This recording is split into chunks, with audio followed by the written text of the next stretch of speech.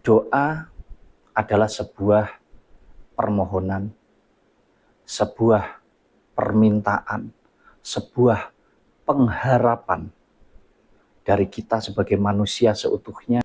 Doa ini juga tidak membutuhkan kata-kata yang indah, kalimat yang dirangkai sedemikian bagusnya. Doa ini tidak membutuhkan bahasa-bahasa intelek pribadi kita ini atau rasa kita, hati kita ini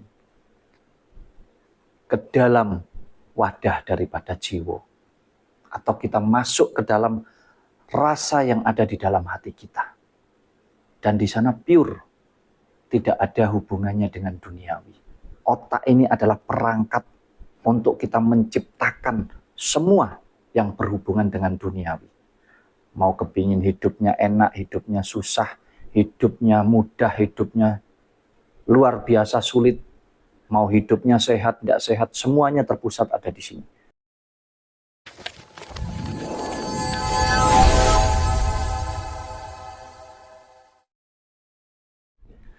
Assalamualaikum warahmatullahi wabarakatuh. Salam sehat dan bahagia selalu untuk kita semua. Terima kasih dulur-dulur Sinau Urip semuanya yang sudah support channel Sinau Urip ini. Monggo dilanjutkan untuk terus mendukung channel Sinau Urip agar bisa terus berkembang dan bisa terus memberikan edukasi, memberikan motivasi dan juga inspirasi untuk kita semua, agar kita semua bisa sama-sama belajar di dalam menjalankan kehidupan ini. Sehat selalu, dan semoga semua yang kita ikhtiarkan di dalam menjalani hidup ini senantiasa diberikan kemudahan, senantiasa diberikan kelancaran, dan senantiasa kita diberikan keselamatan. Pada malam hari ini saya ingin mengupas beberapa pertanyaan dari dulur-dulur tentang doa ya, yang spesifik bagaimana sih doa itu agar mudah terkabulkan atau agar dapat dikabulkan oleh Yang Maha Kuasa. Nah, di sini tentunya kita harus sama-sama memahami ya, bahwa unsur hidup kita ini terdiri dari dua hal. Saya sudah sering sampaikan ini ya, yang mana satu berhubungan erat dengan jiwa kita, dengan hati kita atau dengan ilahi. Yang kedua berhubungan erat dengan raga kita atau jasmani atau duniawi. Jadi sudah jelas unsurnya dua ini. Makanya kita harus memahami apa sih arti dari sebuah doa. Kalau kita mampu masuk ke dalam dua hal ini, dua unsur ini, maka doa kita akan mudah sekali dikabulkan. Ya tentunya kalau kita bicara tentang keimanan, iman kita hanya satu adanya, kepada Yang Maha Kuasa. Tidak ada yang lain lagi. Akan tetapi kalau kita berbicara tentang doa, tentunya kita harus memahami apa arti sebuah doa dan bagaimana caranya agar doa kita dapat dikabulkan atau jauh lebih cepat dan lebih mudah dikabulkan oleh Yang Maha Kuasa.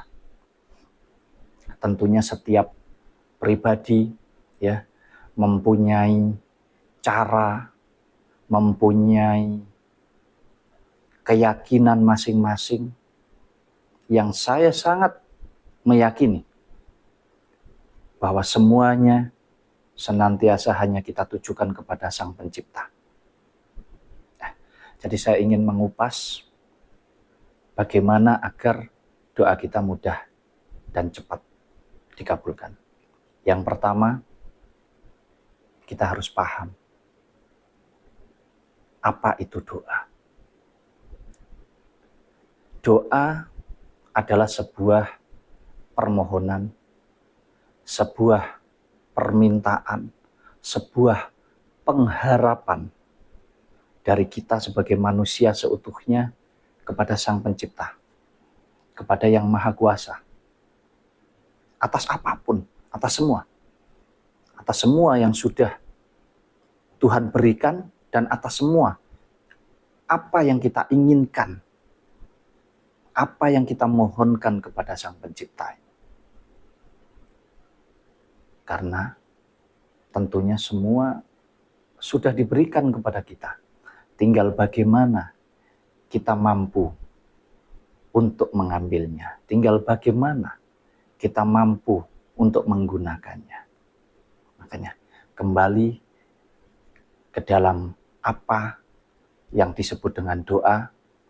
Tentunya doa ini juga tidak membutuhkan kata-kata yang indah, kalimat yang dirangkai sedemikian bagusnya. Doa ini tidak membutuhkan bahasa-bahasa intelek. Doa ini tidak membutuhkan bahasa yang sedemikian bagusnya. Doa juga tidak memandang siapa yang berdoa. Doa tidak peduli dimanapun, kapanpun kita melakukannya. Jadi pada intinya doa adalah sebuah permintaan dari dalam pola pikir kita yang kita masukkan ke dalam relung hati kita, sehingga di sana mampu kita masukkan lagi ke dalam siapa yang mempunyai hidup kita ini. Untuk itu, pahami dua unsur ini tadi. Yang satu unsur yang bersifat duniawi, dan satu lagi unsur yang bersifat rohani. Nah, kita ini ada di tengah-tengahnya. Tinggal kita mau masuk ke yang mana. Kalau kita berdoa dalam ranah kita mau mendekatkan diri kepada Sang Pencipta, kepada Gusti Allah, kepada Yang Maha Kuasa, tentunya kita harus memasukkan pribadi kita ini atau rasa kita, hati kita ini ke dalam wadah daripada jiwa, atau kita masuk ke dalam rasa yang ada di dalam hati kita. Dan di sana pure, tidak ada hubungannya dengan duniawi.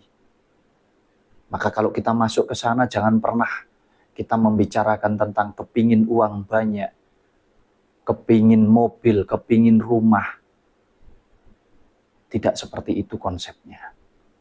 Jadi kalau kita masuk ke dalam jiwa, kita masuk ke dalam batin kita masuk ke dalam relung hati kita, tentunya di sana kita hanya berbicara tentang hidup dan mati kita. Senantiasa kita berserah kepada Yang Maha Kuasa. Murni doa di sini nih hubungannya hanya tentang ketenangan daripada jiwa kita, ketenangan daripada hati kita. Karena ini juga sangat berpengaruh terhadap hidup kita.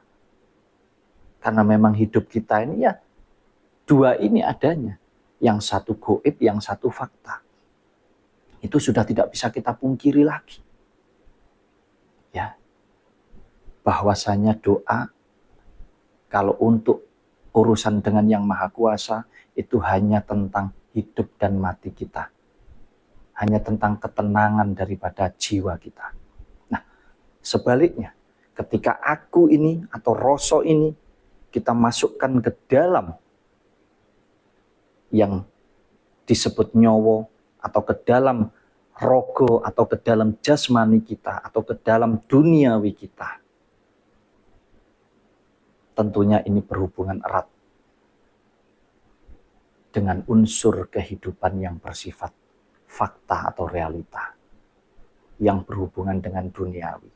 Disinilah kita mohonkan doa sesuai dengan kehidupan kita sebagai manusia. Erat hubungannya ya hanya dengan alam semesta ini, dengan duniawi. Mau minta rezeki, mau minta uang, mau minta apapun yang bersifat duniawi, di sini tempatnya. Nah, kalau sudah ya, tadi kita di tengah-tengah, kalau urusannya ketenangan jiwa, kita masuk ke dalam rohani kita, atau kita masuk ke dalam jiwa kita, ke dalam hati kita. Nah, kalau unsur duniawi, kita masuknya juga ke duniawi, yang berhubungan dengan jasmani kita. Nah, tentunya dua-duanya ini sangat penting. Akan tetapi bagaimana caranya kalau untuk mewujudkan yang duniawi? Agar doanya ini lebih mudah terkabul. Agar doanya ini lebih cepat terwujud. Tentunya kembali lagi bahwa perangkat daripada duniawi kita itu semua terpusat di dalam otak kita. Semuanya terpusat di sini. Kita sudah diberikan akal dan budi. Otak ini adalah perangkat untuk kita menciptakan semua yang berhubungan dengan duniawi. Mau kepingin hidupnya enak, hidupnya susah, hidupnya mudah, hidupnya luar biasa sulit, mau hidupnya sehat, tidak sehat, semuanya terpusat ada di sini. Makanya gunakan ini, gunakan akal dan budi kita ini dengan benar. Jangan terburu hawa nafsu kita, karena ini dikendalikan semuanya ini oleh 4 perkara. 4 perkara. Ya. Apa itu? 4 elemen yang sebagai perangkat ya yang diperintahkan oleh otak itu. Ini. Mata kita. Hidung kita. Mulut kita. Telinga kita. 4 elemen ini. Ini tempatnya hawa nafsu. Nah, semua yang menggerakkan adalah otak kita. Bayangkan, seandainya kita tidak punya ini, tidak punya ini, tidak punya ini, dan tidak punya ini. Apakah kita punya keinginan? Apakah kita punya amarah? Saya rasa tidak. Karena semua ini berfungsi yang atas dasar 4 elemen ini dan dikendalikan oleh otak. Akan tetapi, semua perangkat ini bergantung pada unsur yang gaib tadi. Manakala kita mampu memasukkan apa yang ada di dalam pribadi kita ini tadi ke dalam jiwa ini tadi. Karena yang di sini ini semuanya bersifat suci, murni. Makanya kontrol dari semua unsur kehidupan kita itu kembali lagi ada di dalam hati kita. Makanya kembali tentang doa itu tadi, kita harus mampu menciptakan apa yang kita inginkan, apa yang kita harapkan. Itu harus kita ciptakan dulu di sini. Kalau sudah kita ciptakan di dalam pola pikir kita masukkan ke dalam rasa kita untuk kita serahkan kepada yang punya. Siapa yang punya? Ya tentunya yang Maha Kuasa. Jadi kunci dari sebuah doa itu tetap percaya, yakin, dan iman. Kalau kita mampu masuk ke sana, kun fayakun, pasti terjadi. Tidak ada yang mustahil bagi yang Maha Kuasa. Ya. Jadi itu yang bisa saya sampaikan, bahwasanya kalau kepingin doa kita ini cepat terwujud, doa kita cepat terkabul, bukan berdasarkan hawa nafsu kita, ya, tapi berdasarkan pertimbangan daripada pola pikir, akal budi kita ini yang sudah kita ciptakan sedemikian rupa, sesuai dengan apa yang kita inginkan, sesuai dengan apa yang kita mohonkan. Selanjutnya kita masukkan ke dalam hati kita dan kita serahkan kepada Yang Maha Kuasa hanya dengan satu tiket. Iman. Yakin. Kalau sudah yakin jangan pernah ada keraguan. Kun fayakun jadinya. Pasti terjadi. Nah, akan tetapi dari semua yang saya uraikan ini tadi, saya hanya ingin mengingatkan kepada dulur-dulur Sinau Urip semuanya,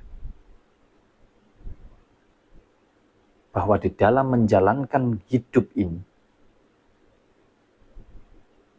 kita tinggal menentukan kita ini mau memenuhi kebutuhan hidup atau kita mau memenuhi tuntutan hidup. Kalau buat saya secara pribadi, yang paling prioritas dan yang harus kita jalankan adalah yang memenuhi kebutuhan hidup, bukan tuntutan hidup. Tapi apakah kita tidak boleh bercita-cita?